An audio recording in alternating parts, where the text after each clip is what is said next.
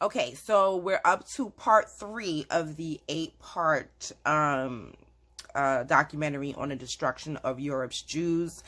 So before we get into part 3, I want to talk a little bit more about the blood laws and bloodline. And so I found a portion of what I remember in part 1.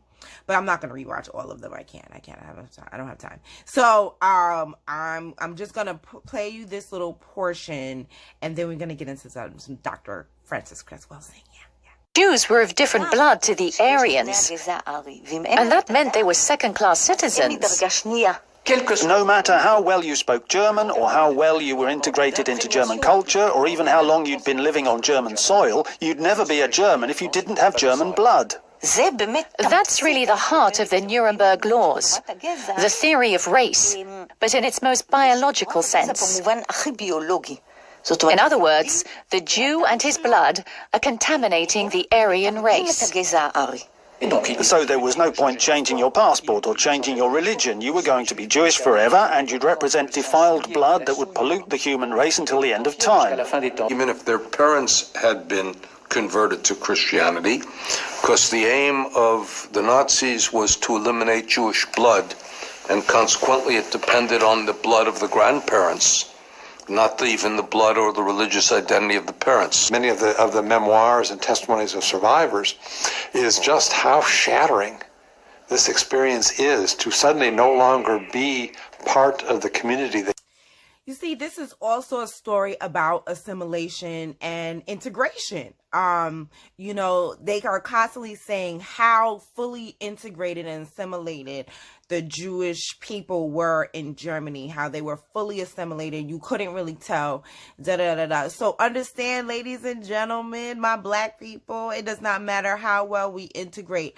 If they felt that the Jewish people couldn't fit in, our black asses can't fit in. They don't want us to fit in. They don't want us to assimilate. We will never, ever, ever, ever, ever be able to assimilate and integrate 100%. It's not going to happen. Look, can we learn from history? Give them pushback. I asked them at I'm in New York, so of course I have a lot of them. And when they try to run an anti-Semitic game on them, I ask them if they're Semitic or white. And they always tell me they're white. So, I did that Semitic talk pretty much right there. And I just wanted to know, why do you always reference them as the Semitic people of the Jewish race or the Jewish religion? Well, I say that because people focus on what happened to the Semites of the Jewish religion in Europe and in Germany. And I say that if you want to understand racism, white supremacy, one of the most clear-cut examples is what happened during the Second World War in Nazi Germany. Now, the Semites of the Jewish religion emphasize religion. In other words, what Hitler did to the Jews.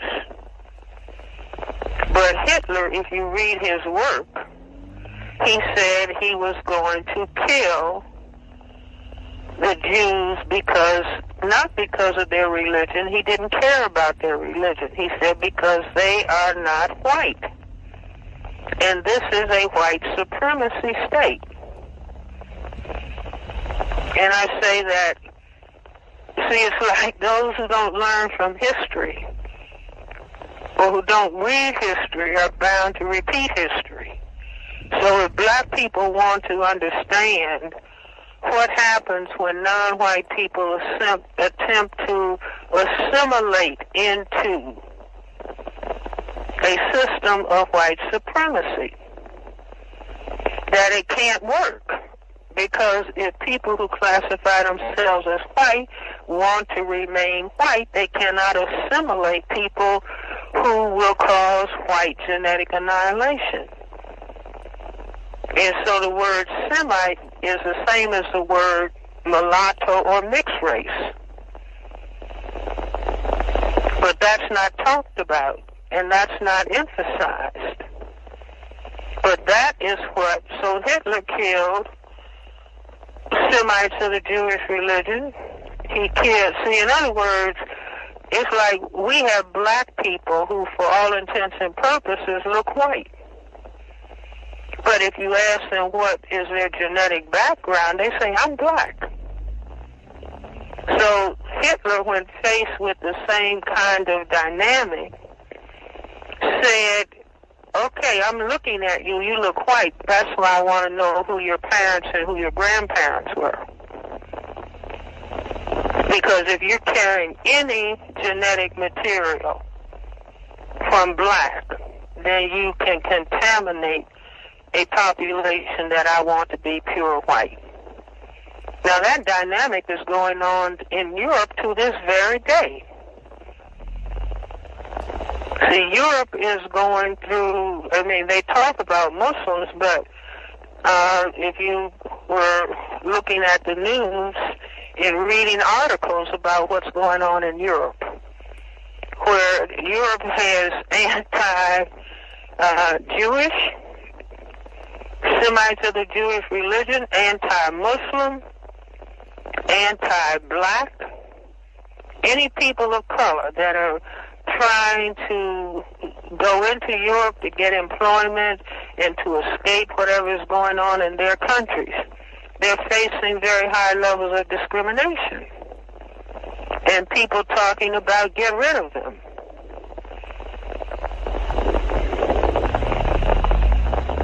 See, we have a variation on the same thing going on with gentrification.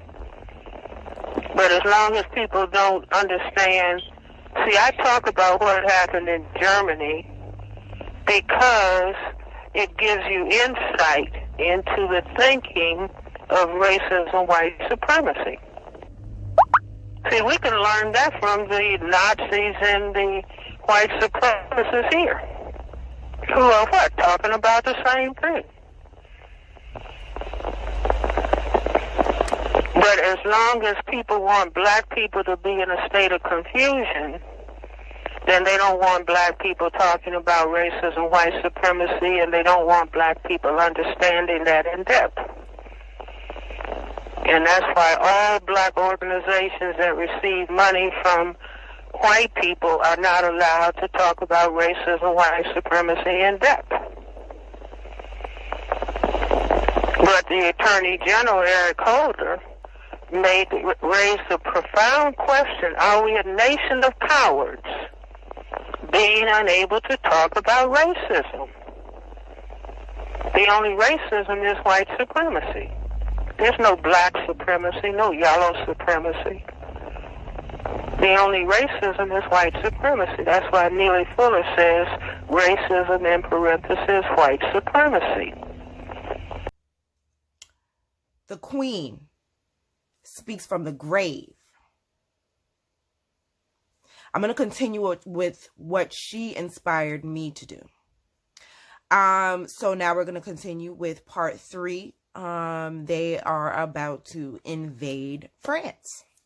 In the space of 6 years, Adolf Hitler had managed to crush all opposition, give himself full powers, annex Austria, and dismantle Czechoslovakia. He had finally declared war on the Jews, whom he banished from German society. A year earlier, he had invaded Poland, which he divided up with Russia. Hundreds of thousands of Jews were locked in the ghettos. In the spring of 1940, after attacking Norway and Denmark, he was preparing to invade France. The Mignot line is broken. In just a few hours, all those fortifications no longer seem so invincible. With its war, Germany has written a new page of history. What should have been a triumphal march has turned into a ragged retreat. Now look at them with their dream of imposing French culture. Negroes, Indians, white, black, and yellow. These hordes that would devastate once more the German people, as in 1918 in the name of Western culture and civilization. Was that black people I saw? I wonder if their descendants received any reparations. The French high command was completely overtaken by the speed of the German tanks. How, in just 5 days, could they have broken through a continuous front considered unbreakable by French strategists? The French no longer had the military strength to prevent the Germans invading 3/5 of their land. Paris was declared an open city and fell without a fight on the 14th of June. Nearly 8 million French fled before the enemy's advance. The French government, too, went into exile. By leaving Paris, the Prime Minister ceded his position to Marshal Pétain. Pétain immediately arranged a ceasefire and demanded an armistice with Germany. France was split into two parts. 3/5 of the territory was occupied by the victor. The rest, separated by a demarcation line, became a so-called free zone. On the 28th of June, a few days after his victory, Hitler arrived in triumph in Paris. The French position was a unique one. France was the only country defeated by Germany that was given an armistice. The French have their own authority, and this was what Hitler wanted. And he didn't want to spend manpower and money on running France. Hitler wanted to have a regime that would not demand a large number of German occupation troops when there were French people who were willing to do it for him. The German authorities were not particularly interested in what Vichy France did with the Jews who were living in the unoccupied zone. That was the business of the French. In France between the wars, the number of Jews was estimated at around 300,000. 1/3 of them were French. The others were immigrants from Eastern Europe.